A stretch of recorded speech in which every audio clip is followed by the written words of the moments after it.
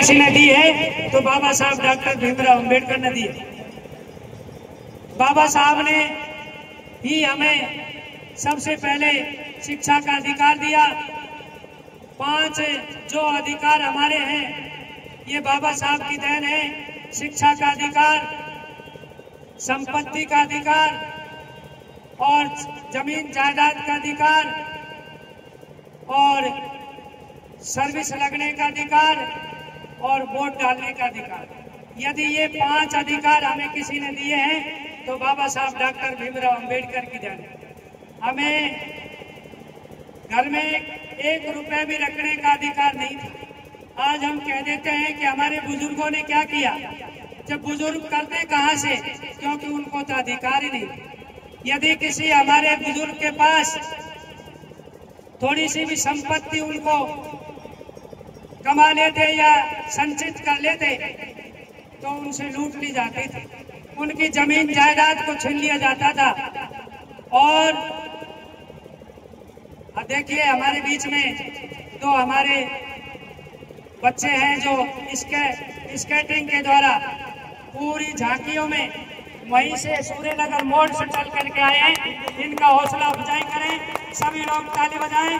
बाबा साहब अम्बेडकर, बाबा Saheb Ambedkar, very good. और इनको सम्मानित भी किया जा रहा है इंदर बोस जी के द्वारा। यदि हमें ये 5 बड़े अधिकार नहीं मिलते तो ना तो हम नौकरी लग पाते, ना ही जैसे आज हमारे ये बच्चे स्केटिंग की जो ट्रेनिंग कर रहे हैं ना ये कर पाते। यदि आज हमें ये सब कुछ हमें देन है तो बाबा साहब डॉक्टर भीमराव अंबेडकर की देन है। इसलिए हमें बाबा साहब के कहे अनुसार काम करना चाहिए। बाबा साहब की बात हमें माननी चाहिए।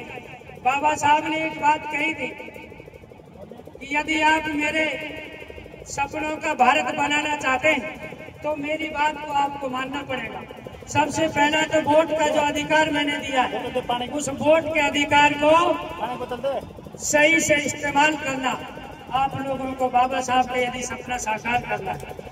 और यदि क्योंकि बहुजन समाज पार्टी का चाहे छोटा सा कार्यक्रम हो चाहे बहुत बड़ा कार्यक्रम हो, यदि बहुजन समाज पार्टी का कोई भी कार्यक्रम शुरू होता है तो बाबा साहब के नाम से शुरू होता है और उसका समापन होता है तो बाबा साहब अम्बेडकर के नाम से ही उसका समापन होता है। इसलिए बाबा साहब की बात को मान करके, क्योंकि आज बहुजन समाज पार्टी बाबा साहब के मिशन को आगे बढ़ा सकती है, बाबा साहब के सपनों का भारत बना सकती है। इसलिए बाबा साहब के सपनों का भारत बनाने के लिए हमें बहुजन समाज पार्टी और बहन कुमारी मायावती जी को हाथी के चुनाव चिन्ह पर वोट देना चाहिए। दूसरा, बाबा साहब ने कहा कि पाखंडवाद का भी विरोध किया। आप लोगों को बाबा साहब की बात को मान करके पाखंडवाद को भी दूर करना होगा।